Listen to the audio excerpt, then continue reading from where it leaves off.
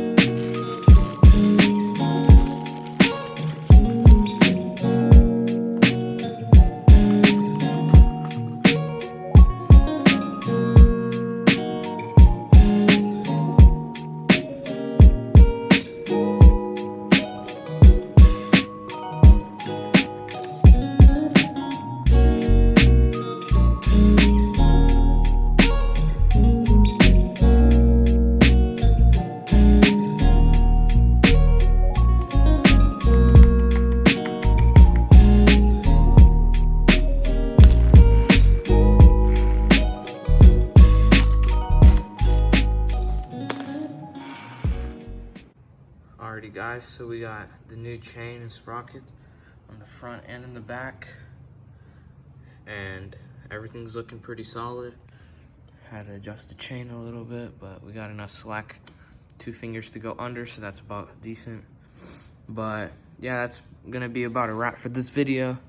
If y'all enjoyed this video, please hit the thumbs up, like and subscribe, everything. Yeah, just stay tuned for the rest of these 150R videos. It's coming close to the finish, but it's probably not gonna be finished anytime soon. It'll be technically done, but I still have a lot of plans for this bike. I'll probably end up selling the KX. That's my plans right now. My dad's keeping his 230 because he doesn't really like race bikes. But so far, all we got to do is rebuild the front forks and maybe a new front tire. Other than that, the bike's done. But basically, right now, bike is 100% rideable. Just the front forks, since they leak a little bit, they're a little bit softer, and it's safer with good forks. So yeah, guys, you already know what to do. Like and subscribe, and peace.